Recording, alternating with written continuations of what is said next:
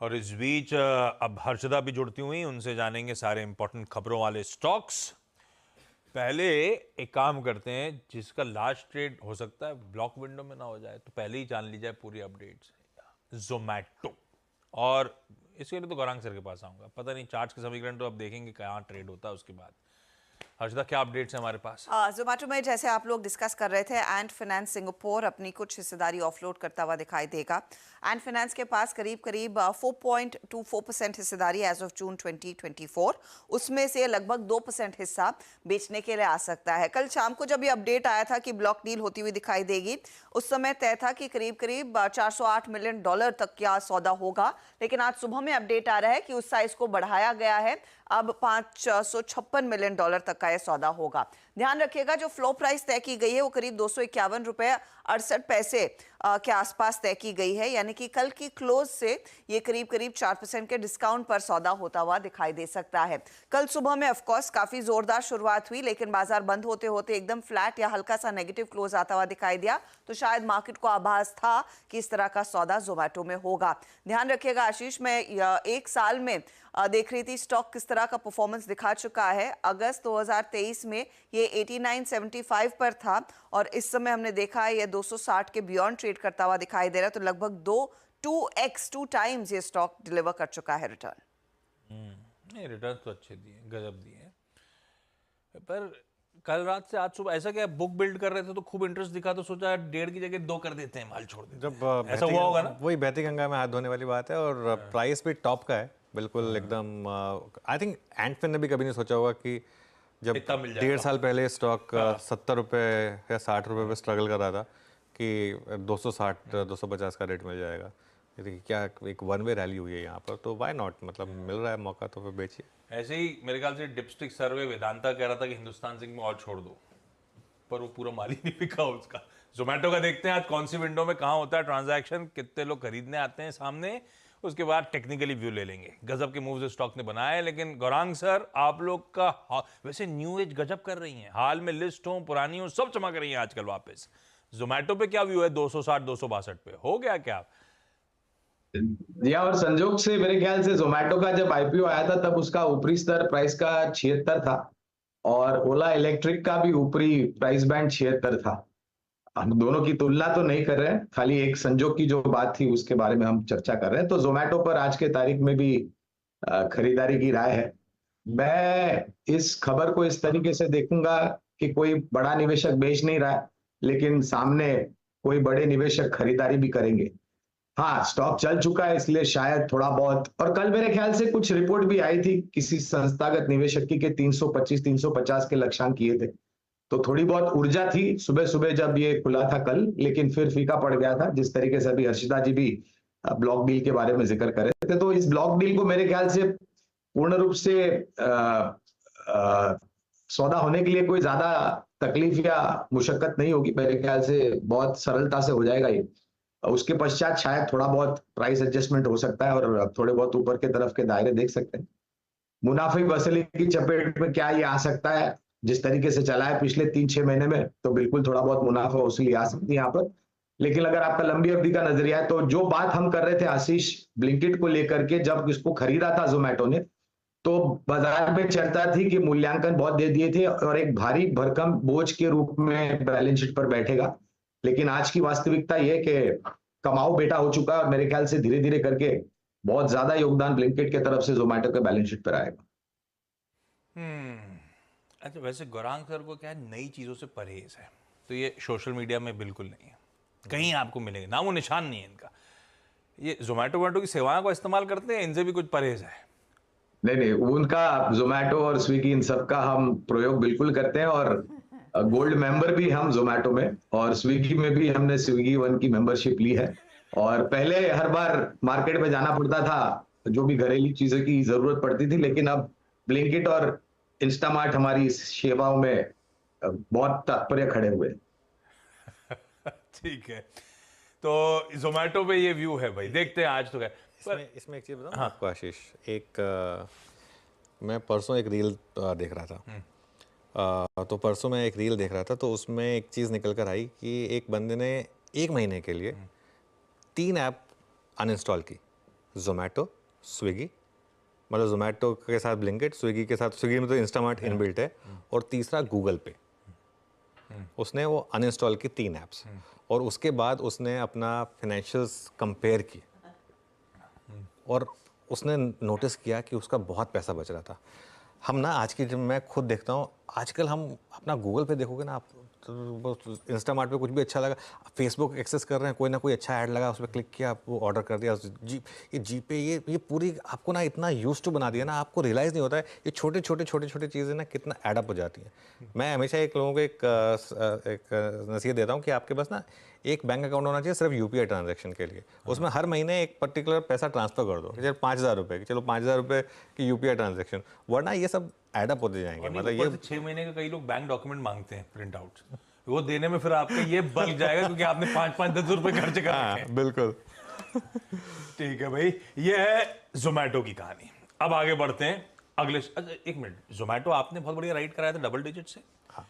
अब चैनल पे ऐसे ही गाबा सर ने हमारे साथ सोशल मीडिया में बहुत बढ़िया, जब भी वो चाचा भतीजा करते थे, गाबा सर ने बहुत, गाबा सर कुछ अब आज के समीकरण पता नहीं कैसे हैं, लेकिन अब तक ऐसा लग रहा है चार्ट्स पे कोई थकावट की इंडिकेशन, अपन ने बहुत बढ़िया राइड कर लिया है। एक्चुअली हमारा इट्स ओवर एक्सटेंडेड, इतना बता दो, इट्स ओवर एक्सटेंडेड जोमेटो। अब यहाँ पर प्रॉफिट बुकिंग आ सकती है, मैं सेलिंग की बात बिल्कुल नहीं कहूंगा, स्ट्रक्चर पॉजिटिव है, अपसाइड ऑन है, लेकिन यहाँ पर ओवर एक्सटेंडेड है और यहाँ पर थोड़ी थकान सी महसूस हो रही है। हो सकता है थोड़ा डिप मिले, 240 भी पॉसिबल है, शायद वहां से एक सपोर्ट मिले जोमेटो में, लेकिन थोड़ा एक्सटेंडेड है। चलिए भाई, जोमेटो से आगे बढ़ा जाए और अब निफ्टी की एक कंपनी HCL टेक्नोलॉजीज, बदलाव हो रहा है इसके टॉप मैनेजमेंट में, इसीलिए इसको रेडा पे रखा है। बैती साहब चार्ट आप खोल के रखो HCL टेक का, आता हूं आपके पास। हर्षदा क्या अपडेट्स हैं पूरी? कंपनी के जो CFO हैं प्रतीक अग्रवाल, जो सालों से कंपनी के साथ रहे हैं, उन्होंने दरअसल रिजाइन कर दिया इफेक्टिव सितंबर 6, 2024।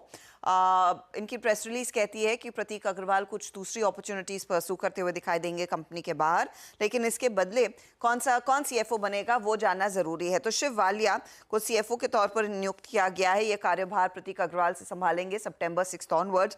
अब शिव वालिया ने इनफैक्ट अपनी करियर की शुरुआत HCL टेक में ही की थी। 1993 से कंपनी के साथ जुड़े हुए हैं।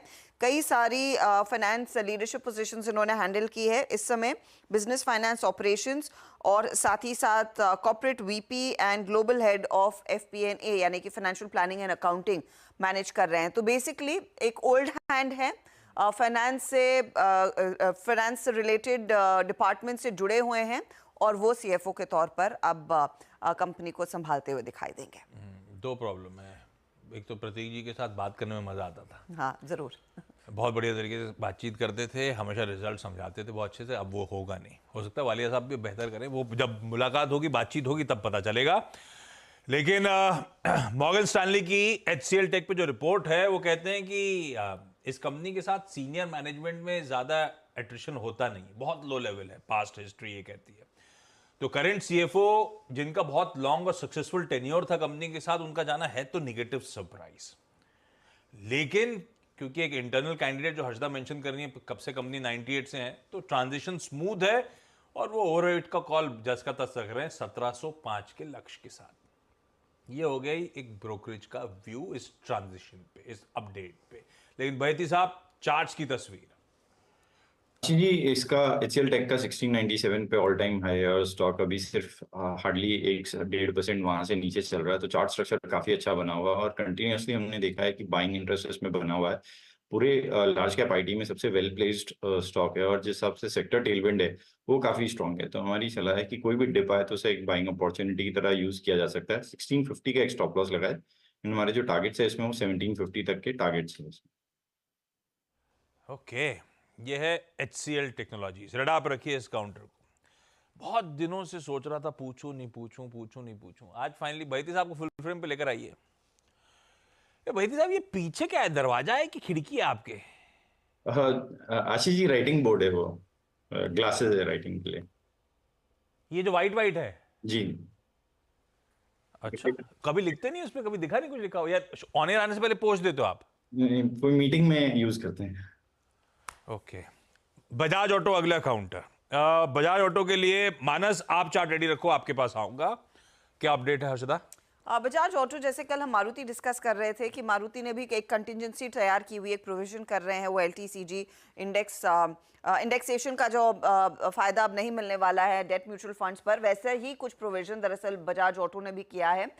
करीब 211 करोड़ तक का असर आता हुआ दिखाई दे सकता है Q2 में मुनाफे पर, क्योंकि वो प्रोविजनिंग कंपनी करती हुई दिखाई देगी इस पर्टिकुलर कॉन्टेक्स्ट में, इसीलिए वो स्टॉक आज रेडार पर रखिएगा।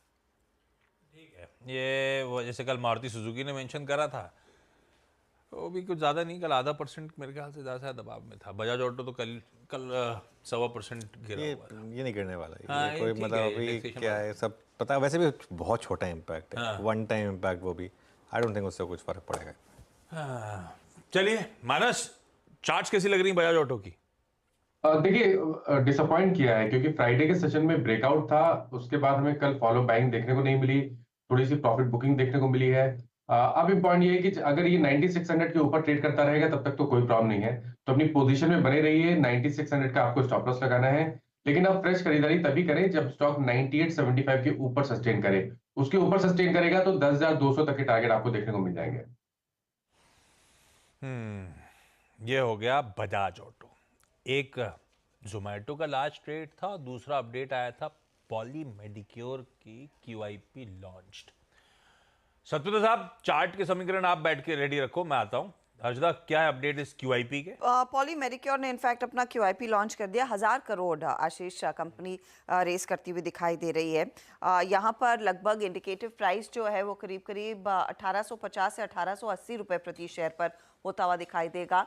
5.54% हिस्सा ऑफलोड होने की यहाँ पर तैयारी हो रही है इस पर्टिकुलर QIP में। और ध्यान रखिएगा, एक साइजेबल डिस्काउंट पर ये सौदे या फिर ये फंड रेज हो रहा है, क्योंकि 2126 पर स्टॉक जाकर कल क्लोज हो रहा था, और अगर आप अपर बैंड भी लें 1880 तो एक साइजेबल डिस्काउंट है। QIP बुक कल शाम को लॉन्च हुई, स्टॉक कल सेशन के दौरान बढ़िया फटा, 250 रुपए का उछाल देखने को मिला और तगड़ा चंक है 1000 करोड़। मतलब इस कंपनी के आउटस्टैंडिंग इक्विटी का करीब 5% के आसपास QIP इशुएंस के थ्रू निकाला जाएगा। पैसे का इस्तेमाल इसकी मैन्युफैक्चरिंग क्षमता में, इसके इनऑर्गेनिक इनिशिएटिव्स में, मतलब कुछ अधिग्रहण वगैरह करना चाहते हैं, बेसिकली उसके लिए पैसा जुटाया जा रहा है। खैर, चार्ट्स अब तक के समीकरण सतपति साहब कैसा था पॉली मेडिक्योर का? जी, अगर आप इसे इसका डेली चार्ट देखें तो कल ओवर एक्सटेंशन हो गया, कल करीबन 9 बढ़ा है, और कहीं ना कहीं लगता है अपने जो 2150 से 2200 ये इसका एक डिस्ट्रीब्यूशन लेवल है, 2125 के आसपास का इसका क्लोज है। तो ऑलमोस्ट आप कह सकते हैं कि एक ही दिन में एक बड़ी छलांग लगाई, तो ऑब्वियसली यहाँ पे कोई ट्रेड नहीं बनता।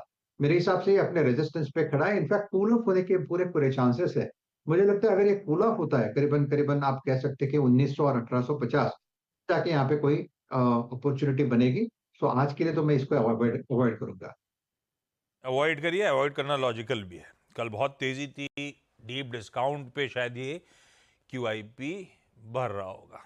एटलीस्ट फ्लोर प्राइस तो इसी तरह की तस्वीर बयां कर रही है। अब आइए, रिजल्ट सीजन खत्म हुआ। रिजल्ट सीजन की जब शुरुआत हुई थी उससे पहले आपको याद होगा खूब लार्ज ट्रेड होते थे, बल्क डील विंडो पे खूब ट्रेड, प्रमोटर्स, मार्केट इन्वेस्टर्स के बेचने के अपडेट्स आते थे। वापस रिजल्ट सीजन खत्म हुआ, सिमिलर स्टोरी रिपीट होना शुरू हो गई है। एक वर्ड ऑफ कॉशन है वैसे ये। लेकिन हर्षदा, कल किस तरह के लार्ज ट्रेड प्ले आउट हुए, कौन कौन से स्टॉक्स रेडार पे? कई सारे स्टॉक्स में हमने देखा है साइजेबल ट्रेड्स आते हुए दिखाई दिए हैं। इथॉस में माहिंद डिस्ट्रीब्यूशन ने लगभग 1,60,000 शेयर ऑफलोड किए हैं, करीब 3,346 रुपए प्रति शेयर पर यह सौदा हुआ। ऑफकोर्स यहाँ पर बायर बंधन बैंक के तौर पर उभर कर आया है। प्रताप स्नैक्स में हमने देखा ये सौदा होता हुआ। राजेश कुमार मेहता ने करीब 1,85,000 शेयर 856 रुपए पर ऑफलोड किए हैं, नियरली 1.85 लाख शेयर जैसे हम कह सकते हैं। प्रूडेंट कॉर्पोरेशन में ब्लॉक डील हुई, वहां पर संजय रमेश चंद्र शाह ने 4.12 लाख शेयर बेचे। इनका स्टेक लगभग 1% हल्का हुआ है कल के इस पर्टिकुलर सौदे में। साथ ही रमेश चंद्र चिमन लाल ने भी करीब 6 लाख शेयर बेचे हैं, उन्होंने इनफैक्ट अपना पूरा हिस्सा 1.48% का ऑफलोड किया है। सोसाइटी जनरले ने करीब 0.7% तक की हिस्सेदारी खरीदी है इस पर्टिकुलर कंपनी में। जैगल भी रेडार पर रहेगा, क्योंकि प्रोमोटर्स ने अपनी ब्लॉक डील्स के जरिए करीब 4% स्टेक ऑफलोड किया है। तो ये बस रिजल्ट सीजन खत्म होने की देरी थी, और उसके बाद हमने देखा है एक के बाद एक बड़े सौदे और प्रोमोटर्स की तरफ से हिस्सा बिकना फिर शुरू है। गौरांग सर, लॉजिकली तो एक खतरे की घंटी, पर ये मैं पहले भी कह चुका हूं, ऐसे 2 बार इंस्टेंसेस आए थे जब खूब इस तरह की सेलिंग हुई थी, पर बाजार ने मतलब प्रमोटर्स माल छोड़ रहे हैं, सब हो रहा है, उसके बाद भी स्टॉक चलते चले गए, वो गलत पड़े अपन। खैर इस बार डायनामिक्स बाजार के कुछ बदले हुए हैं, क्या करें उसके लिए, लेकिन फिर से प्रमोटर्स की सेलिंग, फिर के मार्केट इन्वेस्टर्स फिर माल छोड़ना शुरू कर चुके हैं, इस तरह के सप्लाई ओवरहैंग बन रहे हैं। अगर आप बाजार के दिग्गजों से, आप तो कर ही रहोगे, आप जानते हो किस तरह से और पाइपलाइन पड़ी हुई है सामने। देखिए आशीष, हाँ माफ कीजिएगा, आप बताइए। प्लीज कंटिन्यू, आप समझिए क्या इशारा क्या है। हाँ तो देखिए, कई कारण होते हैं जहां पर प्रमोटर अपनी हिस्सेदारी बेचते हैं, और मेरे ख्याल से ये तर्क लगाना कि प्रमोटर अपने हिस्सेदारी कंपनी में बेच रहे हैं क्योंकि उनको ऐसा लग रहा है कि उनके कंपनी के शेयर के दाम ऐसे स्तर पर पहुंच गए जहां पर मूल्यांकन और नतीजों को लेकर के कुछ अंतर नजर आता है, ऐसा नहीं होता है। मेरे ख्याल से इतिहास गवाह है, काफी सारी कंपनियों में, एक सिर्फ मात्र उदाहरण में इंडिगो का दूं तो जिस प्रकार से मेरे ख्याल से 1000 के आसपास से मालिकों ने, प्रमोटर ने, पार्टनर्स ने माल बेचे थे, अभी भी बेच रहे थे, लेकिन स्टॉक के दाम ऊपर जा रहे हैं। तो मेरे ख्याल से ये तर्क लगाना कि अब, और हाल ही में मेरे ख्याल से फॉरेन पार्टनर वर्लपूल में जो था उसने भी अपनी हिस्सेदारी बेची, और ऐसे बहुत सारे। तो मैं ये नहीं समझता, अगर कंपनी का कामकाज दुरुस्त है और आपको तिमाही दर तिमाही और छमाही दर छमाही आमदनी और शुद्ध मुनाफे में कामकाज को लेकर के वृद्धि होती हुई नजर आती है, और साल दर साल घोषणाएं ऐसी करते हैं जिससे कामकाज को लेकर के सकारात्मक नजरिया आता है, तो आपको मालिकाना हक बेचते हैं या फिर प्रमोटर जो अपनी हिस्सेदारी बेचते हैं, उससे आपको कोई सी भी तरह की चिंता नहीं होनी चाहिए। हाँ, अगर कुछ कंपनी को लेकर के गड़बड़ी आती है और कुछ खराबी आती है या फिर कुछ खबरें ऐसी आती है, तो फिर आपको चिंता करनी चाहिए। इंटरेस्टिंग। तो आप ये सब ज़्यादा इसको रीड थ्रू ना करें। फंडामेंटली अगर कंपनी मजबूत है तो हो सकता है ये उस कंपनी की ग्रोथ में पार्टिसिपेट करने का अच्छा मौका हो रहा हो। इंडिविजुअली इसको एक ब्रश से बेसिकली पेंट ना करें, इंडिविजुअली इन कंपनीज को स्टडी करें, उसके बाद डिसाइड करें।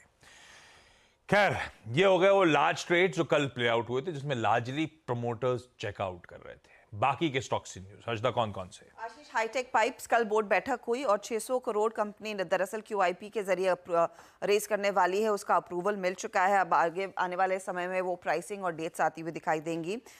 वेदांता, जहां पर हिंदुस्तान जिंक में इन्होंने जो स्टेक OFS के जरिए बेचा है, अब OFS के बाद 63.42% स्टेक है हिंदुस्तान जिंक में। हिंदुस्तान जिंक वैसे भी रेडार पर रहेगा। बोर्ड बैठक है आज डिविडेंड को लेकर, और ये दूसरा इंटरिम डिविडेंड दरअसल कंपनी घोषित करने वाली है इस वित्त वर्ष के लिए। आप ऑयल मार्केटिंग कंपनियां रेडार पर रखेंगे, एविएशन स्टॉक्स रेडार पर रखेंगे, पेंट कंपनियां रेडार पर रखेंगे, क्योंकि कच्चे तेल में हमने देखा है करीब करीब $77 के आसपास तक के ट्रेड्स बनते दिखाई दिए हैं, कूल ऑफ देखने को मिला है। दूसरी तरफ सीक्वेंस साइंटिफिक को प्री क्वालिफिकेशन अप्रूवल मिल गया है वर्ल्ड हेल्थ ऑर्गेनाइजेशन की तरफ से एक पर्टिकुलर ड्रग के लिए। न्यूक्लियस सॉफ्टवेयर बायबैक पर विचार करने वाला है, जब बोर्ड मिलेगा अगस्त 22 को, वो स्टॉक रेडार पर रखेंगे। मोतीलाल ओसवाल के बोर्ड ने अप्रूवल दे दिया है NCDs के जरिए करीब 200 करोड़ रुपए रेस करने का, तो वो स्टॉक आप रेडार पर रखेंगे। टाटा मोटर्स ने कहा है कि कंपनी ने 1 सितंबर की तारीख तय कर दी है। ये शेयर होल्डर्स जो एलिजिबल है DVR शेयर स्वॉप्स के लिए, वो पहले ही अनाउंसमेंट आ चुका है कंपनी की तरफ से। इंडसइंड बैंक, RBI ने अप्रूवल दे दिया है कि कंपनी अब एक म्यूचुअल फंड लॉन्च कर सकती है। एक एसेट मैनेजमेंट कंपनी जब कंपनी लॉन्च करेगी, eventually fund infusion via equity capital होता हुआ दिखाई देगा। सफायर फूड्स सितंबर 5 को मिलेगा। यहाँ पर स्टॉक स्प्लिट को चर्चा होने वाली है उस बोर्ड बैठक में। आंध्र पेपर के बोर्ड ने अप्रूवल दे दिया है स्टॉक स्प्लिट का, एक शेयर को 5 हिस्सों में बांटा जाएगा। रिकॉर्ड डेट 11 सितंबर है, तो ये स्टॉक्स रेडार पर रहेंगे। ये इनफैक्ट इंपॉर्टेंट न्यूज फ्लो है आज का। रखिए तमाम काउंटर्स अपने रेडार पे। एक स्टॉक इसमें से इंडसइंड बैंक, दिग्गज है, बैंक को लेकर वैसे मूड बिगड़ा हुआ है कविता जी, लेकिन पिटा हुआ बैंक है, और खबर तो अच्छी है कि इसके म्यूचुअल फंड को रेगुलेटर ने मंजूरी दे दी। अब इस AMC बिजनेस को शुरू कर सकता है सब्सिडरी के तौर पे। चार्ट्स कैसे लग रहे हैं इंडसइंड के?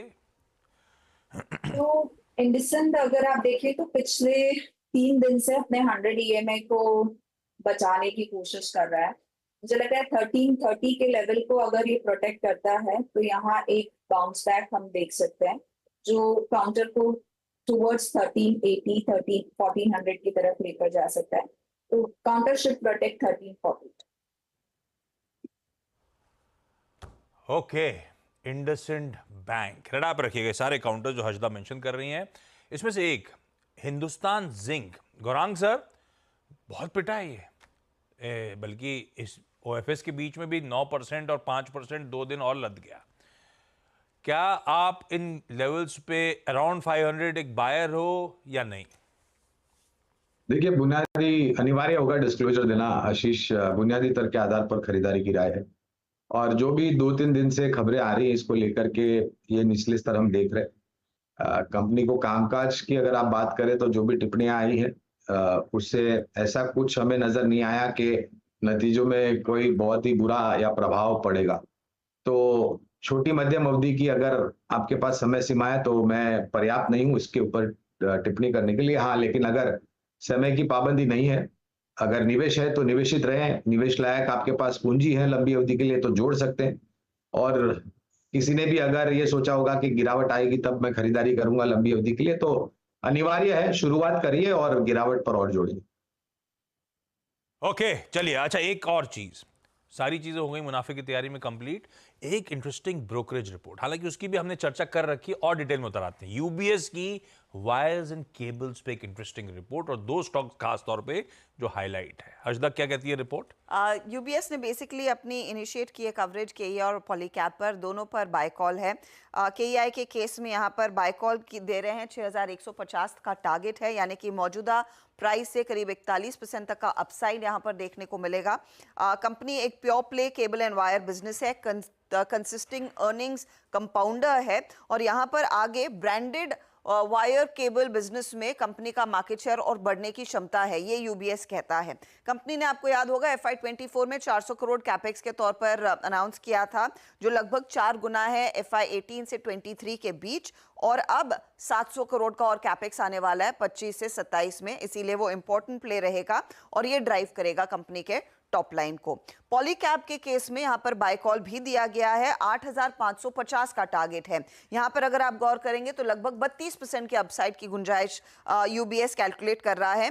एक सिक्लिकल ग्रोथ चैंपियन है ये, इनफैक्ट अपनी हेडलाइन में पॉलीकैप के केस में यूबीएस ने कहा है।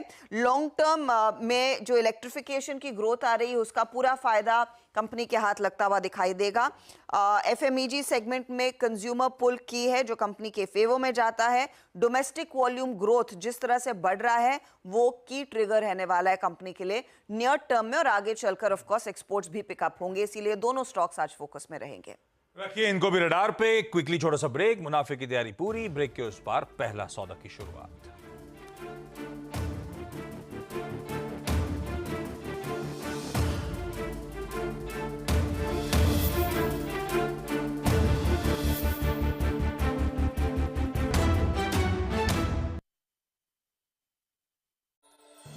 Co-powered by SBI, Solid Bank की solid backing और Century Ply Club Prime, रहो बेफिक्र। टिप चाहिए, पैसा लगाना है तो सेंचुरी प्लाई क्लब प्राइम पे लगाओ, डूबेगा नहीं, जलेगा भी नहीं, कोई खा नहीं जाएगा और मिनिमम 30 साल का रिटर्न देगा। अब इससे बेटर इन्वेस्टमेंट है तो बताओ। सेंचुरी प्लाई क्लब प्राइम, रहो बेफिक्र।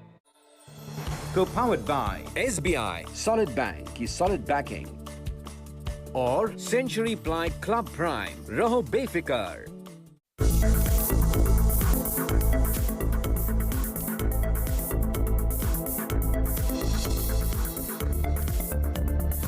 ये है पहला सौदा, CNBC आवाज मोतीलाल ओसवाल स्टूडियो से लाइव।